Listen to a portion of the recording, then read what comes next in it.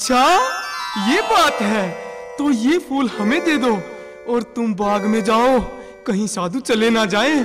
ठीक है महाराज, जैसा आपका आदेश। हे महाराज, चलिए हम भी उन साधुओं से मिलते हैं, शायद हमारी समस्या का हल हो जाए महाराज।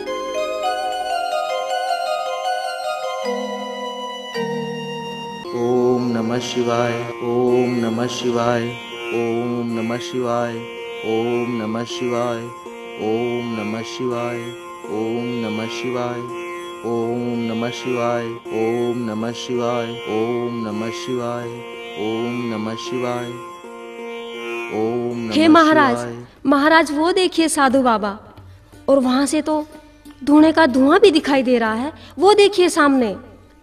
हाँ महारानी, वही है, चलो जल्दी। महाराज, क्या हमें वहां अपनी समस्या का हल मिल जाएगा? महारानी, श्री कृष्ण भगवान ने गीता के उपदेश में भी यही बात कही है कि प्राणी कर्म कर, फल की इच्छा मत कर। सो हमें अपना कर्म करना चाहिए, फल दें या ना दें ये तो उन्हीं की मर्जी है। हे महाराज, मैंने तो सुना है कि सच्ची लगन और श्रद्धा से की गई मेहनत कभी बेकार नहीं जाती। सो हम तो सदा भगवान का ध्यान करते हैं।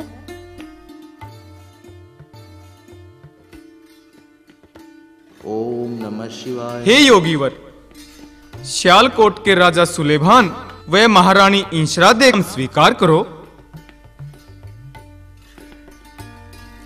हे राजन, उठो और मांगो तुम्हें क्या वर चाहिए। आज तुम्हें मनचाहा वर मिलेगा। निसंकोच होकर वर मांगो, मांगो राजन।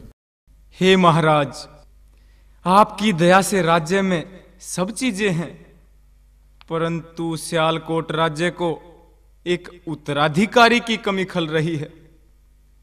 अगर आपकी दया हो जाए तो नगरी के भाग खुल जाएं महाराज। हे राजन, हम आपके दुख को समझते हैं। समझो कि अब तुम्हारे दुख के दिन बीत गए। शंकर भगवान की दया से आपके घर एक अवतारी बालक जन्म लेगा, जो बड़ा होकर भगत पूर्णमल के नाम से जाना माना जाएगा। जब वो बालक जन्म ले, तुम उसका नाम पूर्णमल रख देना। जैसा आपका आदेश गुरुजी, हम उसका नाम पूर्णमल ही रख देंगे। और सुनो, वह बालक बड़ा सुंदर और तेजस्वी होगा। तुम उसे 12 साल तक भंवरे में रखना, वहीं उसकी पढ़ाई लिखाई करवाना। अगर बाहर रखोगे तो उसे स्वर्ग की अप्सराएं उठाकर ले जा सकती हैं।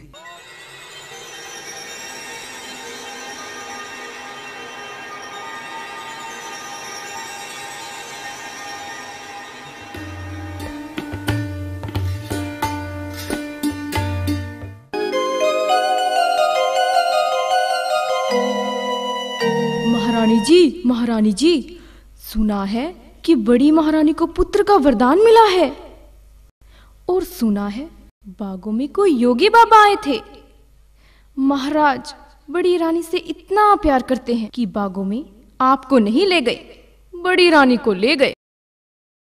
हे दासी, इसमें क्या बात है? सियालकोट को राजकुमार चाहिए, वह चाहे इंशरा दे के गर्भ से हो या नूना दी के गर्भ से। आखिर पुत्र तो वो महाराज का ही होगा ना।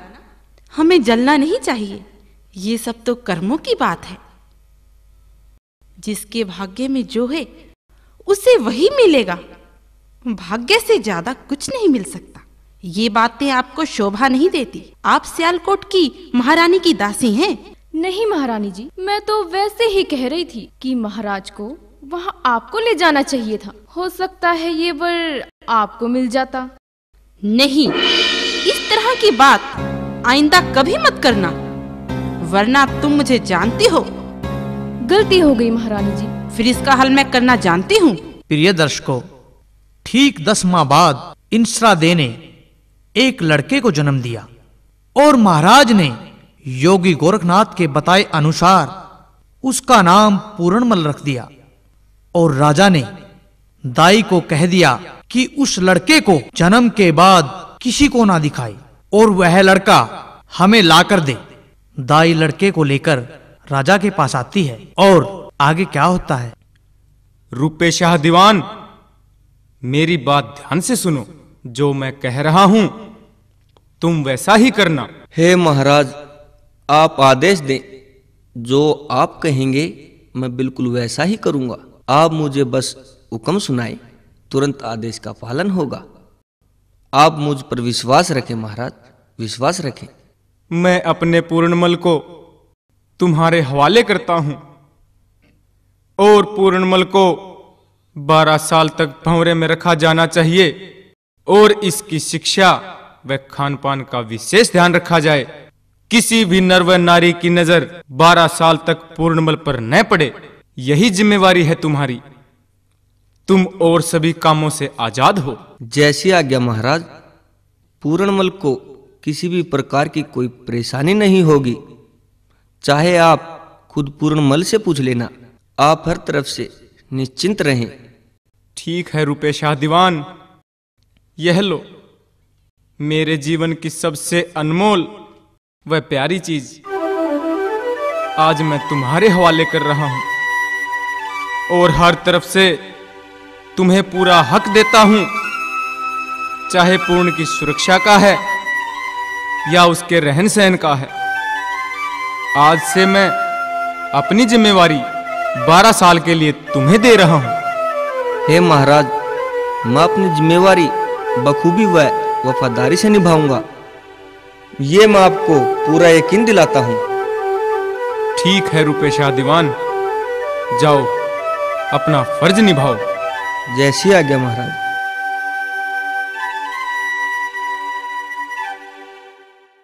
हे महाराज, मैंने आज तक अपने पुत्र पूरण के दर्शन तक नहीं किए। मैं कैसी जन्मी माँ हूँ, क्या मेरा दिल नहीं तड़प रहा होगा? मैं अपने पुत्र के लाड करूं, उसे अपनी गोद में खिलाऊं। मेरा मन तो हर पल अपने बेटे को याद करता रहता है और चाहता है कि अब ही जाकर पूरनमल से मिल आऊं। महारानी, क्या मेरा मन नहीं करता कि मैं अपने पुत्र से मिलूं और उसके लाड करूं?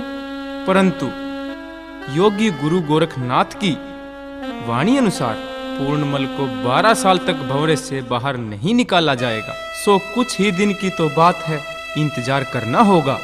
और योगी ने कहा था कि पूर्णमल इतना सुंदर होगा कि यदि बाहर निकाला गया तो उसे स्वर्ग की अप्सरा उठा ले जाएंगी। क्या तुम चाहती हो महारानी कि ऐसा हो? नहीं महाराज, नहीं। ये आप क्या कह रहे हैं? मैं तो कुछ दिन और अपने कलेजे पर पत्थर रख लूंगी महाराज, परंतु ये अनर्थ हो गया तो मैं तो जिंदा ही नहीं रहूंगी अपने बेटे के बिना। हे भगवान, मेरे पुत्र को दुगनी आयु दे, चाहे मेरी उम्र भी उसे लग जाए।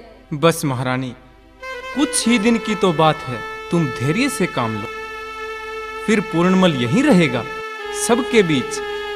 चाहे दोनों रानी अपने पुत्र से कितना ही प्यार करना, फिर तुम्हें कोई नहीं रोकेगा। अपने पुत्र पूर्णमल के लिए ये ममता बचा के रखो। ठीक है महाराज, जब इतने दिन गुजर गए, कुछ ही दिनों की तो और बात है। फिर आप भी तो रहते हैं बेटे के बिना, मैं भी रह लूंगी। आपको देखने के बाद कुछ धैर्य सा बन जाता है, नहीं तो ममता मुझे रुला देती है। आप राजा सुलेभान की रानी हैं, क्या आप भी इतना छोटा सा दिल रखती हैं? महाराज, रानी का दिल छोटा नहीं होता, माँ का दिल पुत्र की ममता के प्रति बहुत छोटा होता है। और फिर पूरनमल तो कितने दिनों बाद जन्मा है और मैंने तो उसकी सूरत तक नहीं देखी। मैं तो हर पल उसकी सूरत निहारती रहती हूँ। महाराज, मेरा पुत्र कैसा होगा? महाराज जैसा होगा या मेरे जैसा होगा? बस यही ख्याल मन में रहते हैं महाराज। हर वक्त ख्यालों में खोई रहती हो रानी, कुछ हमारा भी ख्याल रखो। हमें भी तो समय पर भोजन और विश्राम की जरूरत है। पूर्णमल तुम्हारा ही पुत्र नहीं, वह हम तीनों का पुत्र भी है। और तुम्हारे से कहीं ज्यादा हक तो नूना दे का है। महाराज, मैंने तो मना नहीं किया कि महारानी नूना दे का पूरणमल पर कोई हक नहीं है। मैं तो चाहती हूँ महाराज कि नूना दे भी पूरणमल को पुत्र कहकर ही बोले। महाराज, मेरे मन में कभी नूना दे के प्रति कोई ईर्ष्या नहीं रही और ना ही कभी होगी महाराज।